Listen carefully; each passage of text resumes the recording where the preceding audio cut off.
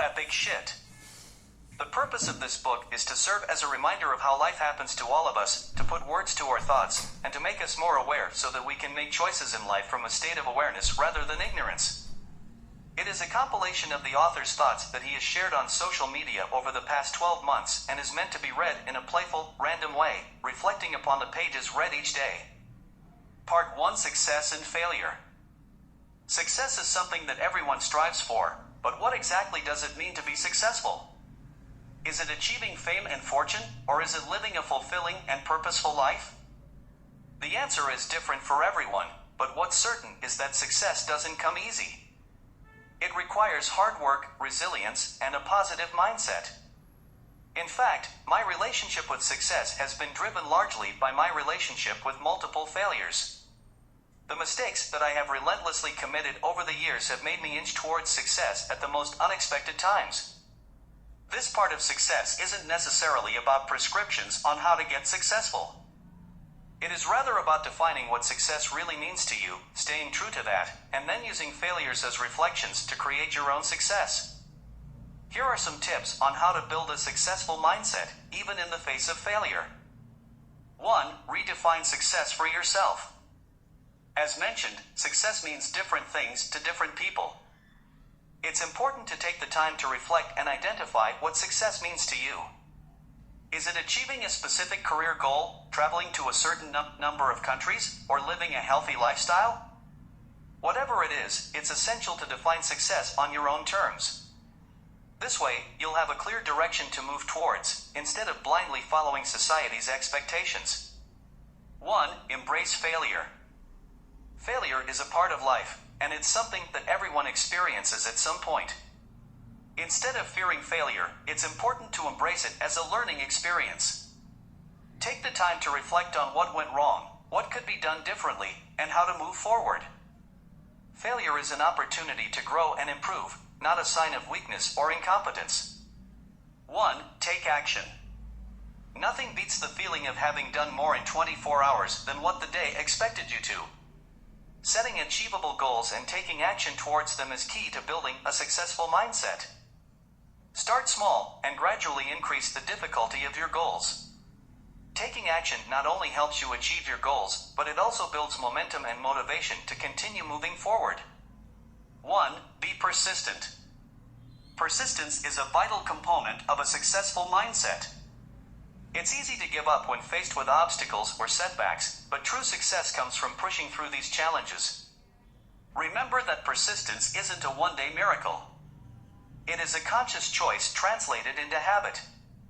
The first few steps may be boring or difficult, but keep at it because it will get interesting eventually. 1. Be authentic. Authenticity is the key to building a successful mindset, especially when it comes to creating content. When you are authentic, you find it easy to be consistent. Consistency plus authenticity is the magic formula to crack the content game.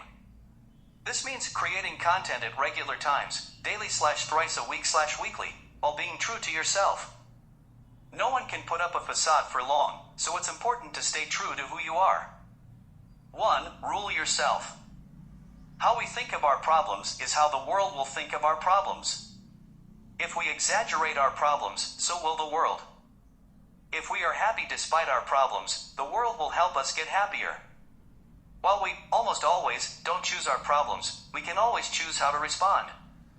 When we rule ourselves, we can never be ruled by our problems.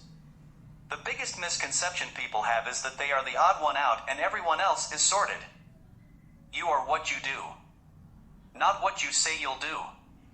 Commitments are nothing if not backed up with actions. 1. Stay positive. A positive mindset is essential to building a successful life. This means focusing on what's going well. Don't measure your worth based on how others treat you. You can't control how the world treats you, but you can choose who you listen to. Remember that someone out there values you, starting with yourself. Whatever you're feeling today will fade away. The worst thing that you can imagine may seem terrible when it happens, but eventually, it won't be the first thing on your mind when you wake up. Our emotions are temporary, even if they feel permanent. Sports aren't just physical, they're mostly a mental game. The best athletes have coaches who work on their mind training to help them perform under pressure, despite heartbreak or the media frenzy. Victory on the sports field is about controlling your mind, focusing on what matters, and ignoring distractions. Ego is the biggest roadblock to learning. Don't let your ego keep you from asking questions, even to those younger than you. To know what you don't know is power, and asking and learning what you don't know is a superpower. Doing the same thing over and over again won't make you gain experience. Instead, do things out of your comfort zone, stay curious, and never rest on your laurels. Finding a mentor is a journey that everyone should embark upon, but don't place the burden on one person to be your mentor. Have multiple mentors for different aspects of your life, including those who have recently gone through what you're going through. Picking mentors is like picking a sandwich. You get to decide everything, including choosing different mentors for different areas of your life. You don't find your passion. You grow your passion.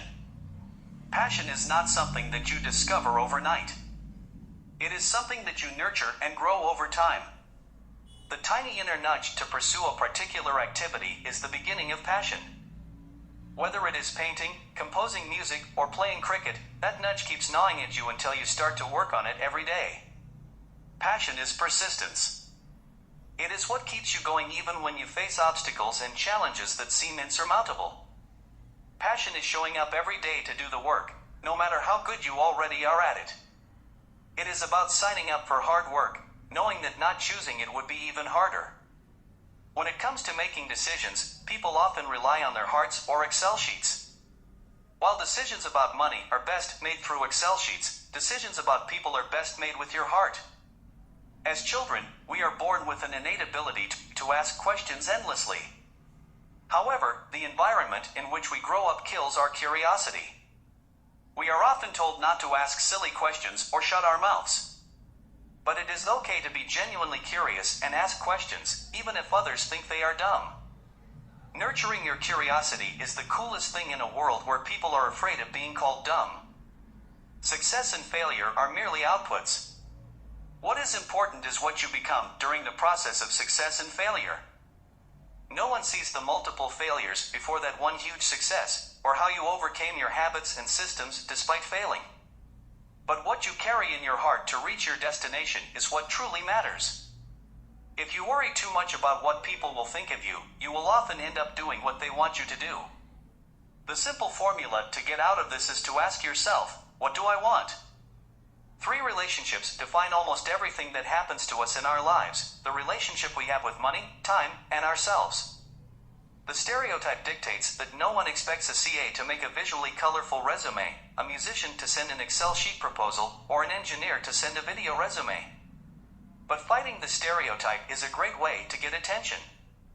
If you send a resume that is not how a resume should be, but rather how you are, most companies will react in 2 ways. They will either hate it or remember you. Both are good signs, as companies will select who is worthy of you and which ones you should not be working with. Being yourself is the coolest way to get attention, but it can be scary for most people. There is temporary discomfort in doing the unconventional, but there is permanent discomfort in living life as a template. Walking your own path can be challenging, but it saves you from a ton of inner resistance for the rest of your life. It allows for the path you could take, the regrets you could avoid, and the joy you could accomplish just by doing the unconventional and resisting the obvious. While building your skills, the most important thing to build is your reputation. It takes time to build a good reputation, but it can be lost quickly. Reputation is what people say about you when you're not in the room. Therefore, it is important to always do your best and be consistent in your actions. In conclusion, passion is not something that you find, but rather something that you grow. It is persistence and showing up to do the work, no matter how good you are at it already. When making decisions, it is important to consider both your heart and Excel sheets. Nurturing your curiosity is crucial, as it helps you discover your passions. Success and failure are merely outputs, and what truly matters is what you become during the process of success and failure. Walking your own path can be challenging, but it saves you from a ton of inner resistance for the rest of. Part 2: Habits. Up early, sleeping on time. Waking up early is often touted as a key habit of successful people. Many successful people, from business magnates like Tim Cook to athletes like LeBron James, have claimed that waking up early is one of their secrets to success. However, the trick to waking up early is not just about setting an alarm and dragging yourself out of bed. Instead, it is about developing a habit of sleeping on time. Why sleeping on time is important. Sleeping on time means going to bed at a consistent time every night and getting the recommended 7 to 8 hours of sleep. This helps your body maintain a consistent circadian rhythm, which is important for regulating your sleep-wake cycle. When you consistently go to bed at the same time, your body starts to naturally wind down and prepare for sleep at that time.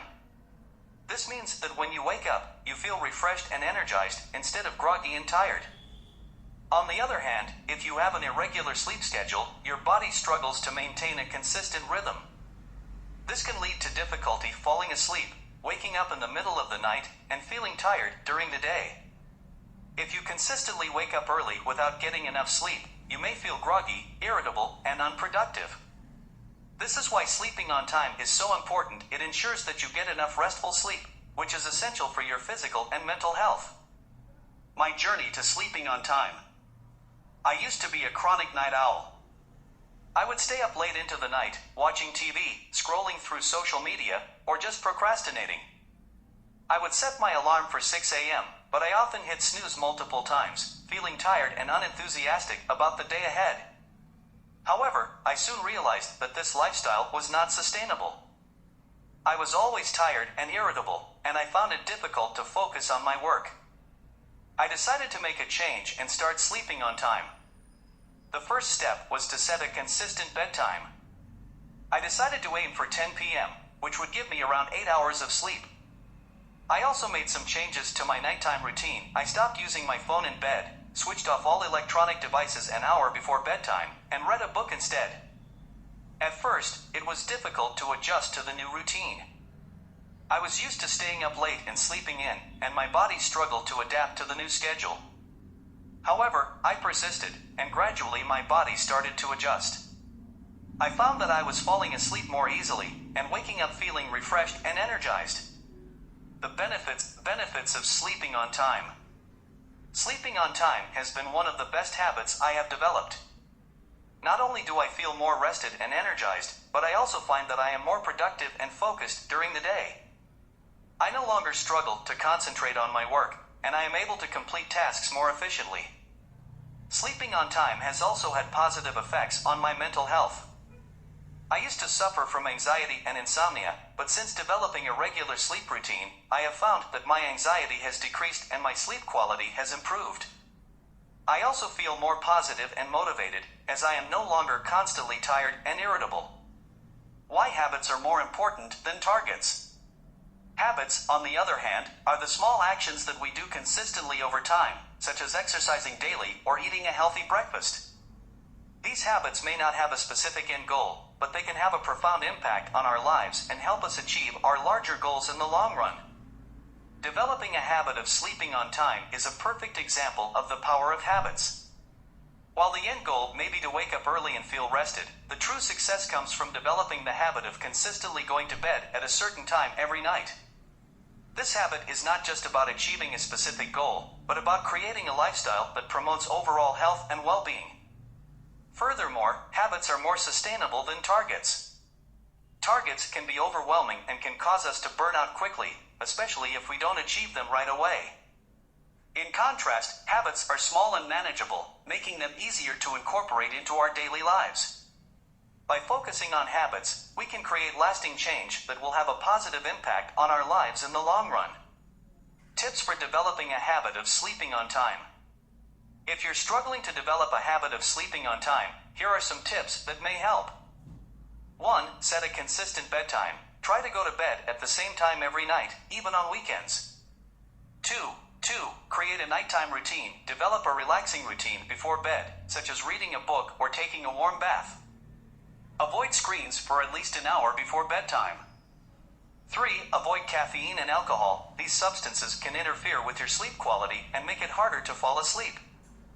4. Create a comfortable sleep environment. Make sure your bedroom is dark, quiet, and cool.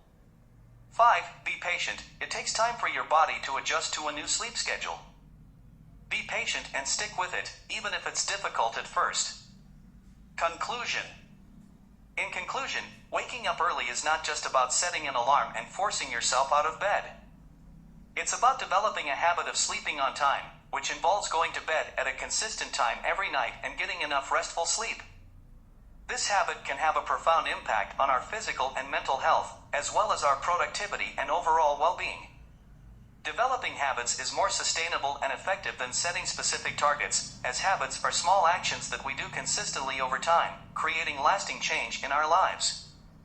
If you're struggling to develop a habit of sleeping on time, try setting a consistent bedtime, creating a relaxing nighttime routine, avoiding caffeine and alcohol, creating a comfortable sleep environment, and being patient.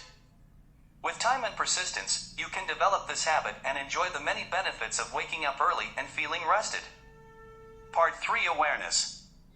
Whenever I'm asked what advice I would give to my 20-year-old self, I always say, make sure your decisions in life are made from a point of awareness and not ignorance. All my online efforts are geared towards helping people make better decisions by increasing their awareness. I constantly remind my team that we are not just creating content, we are creating awareness that helps people make better choices. I hope that my thoughts on awareness in the following pages will help you achieve this. The things that are most important but least practiced are the things that need to be said. While everyone watches TV and eats pizza and has a smartphone, not everyone exercises, spends time with their team, or journals. This is why the best leaders and the wisest minds remind us to do these things more often. Doing what is most important is what makes us important. Most of the decisions I've made in my life were not because I was confident in the decision, but because I was aware of the situation.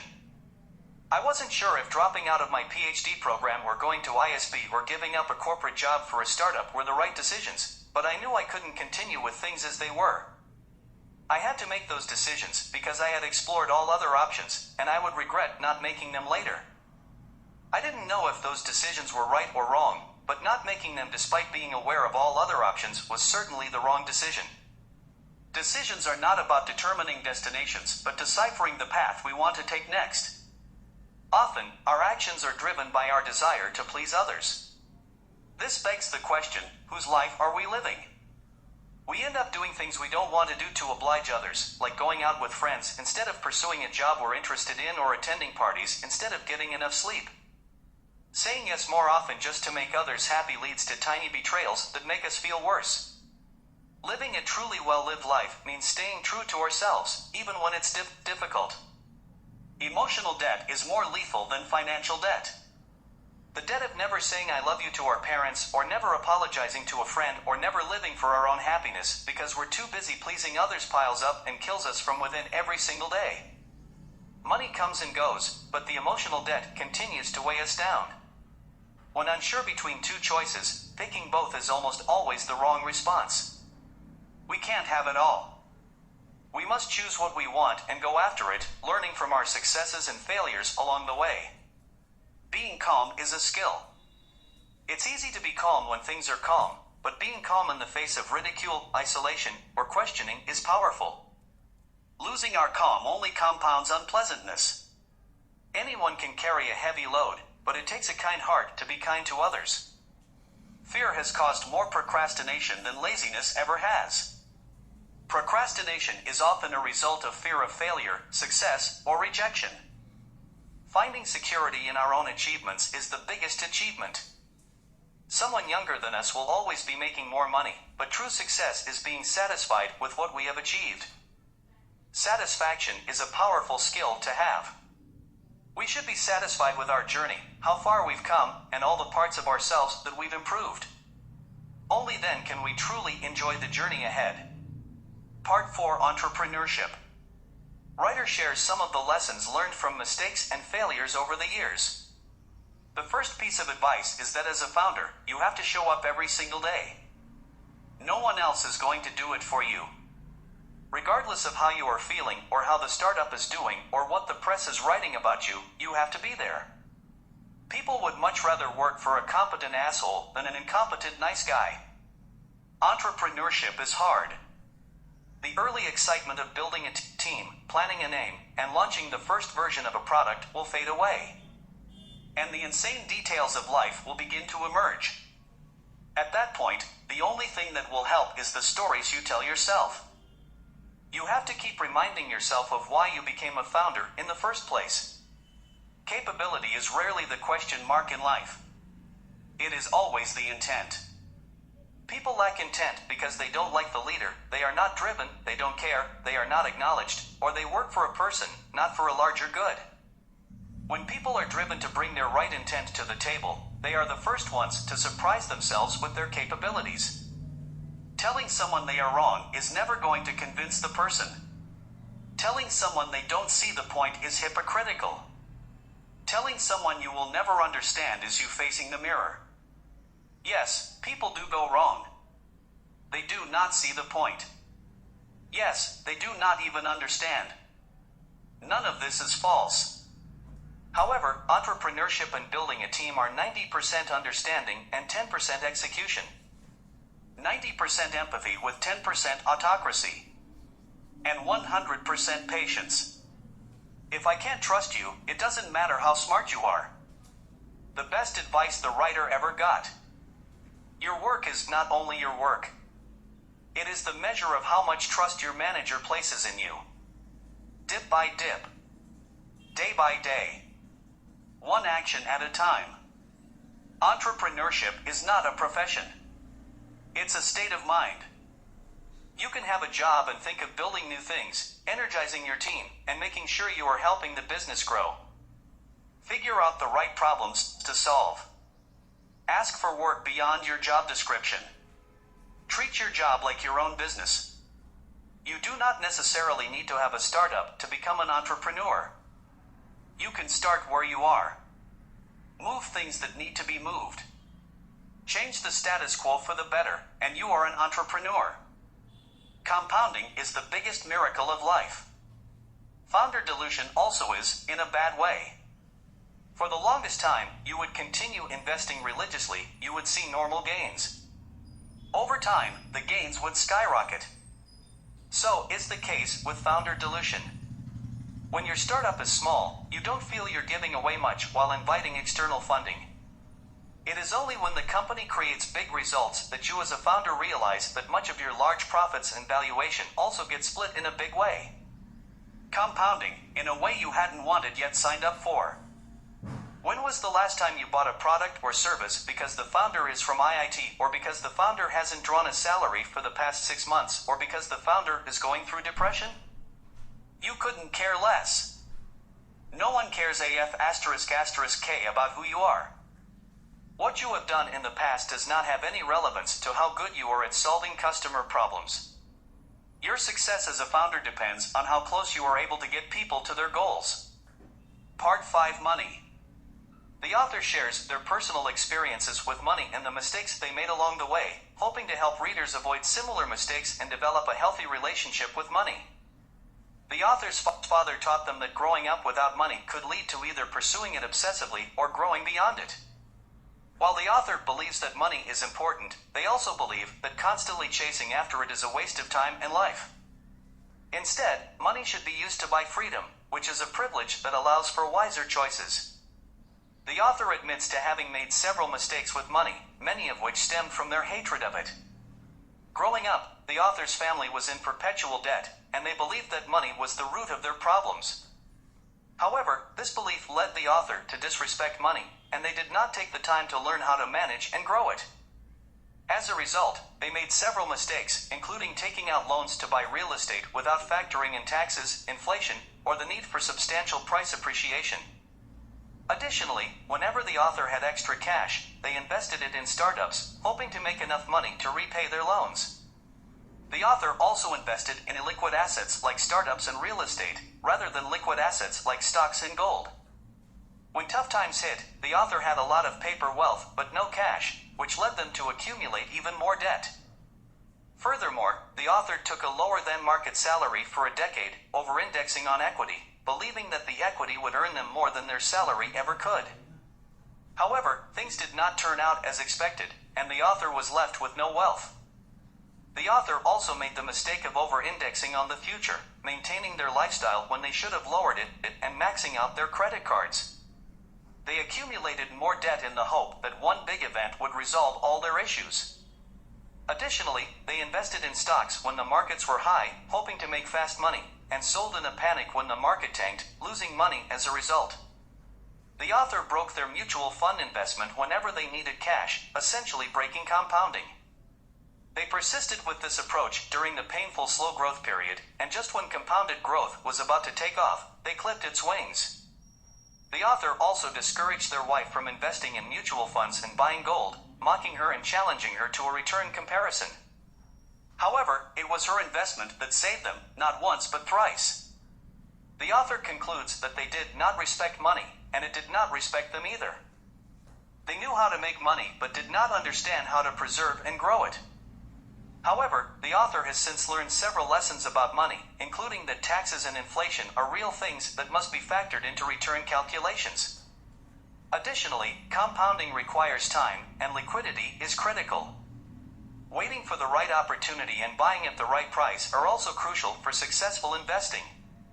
The author advises living like a pauper in one's 20s, paying bills, investing, and saving for desires last.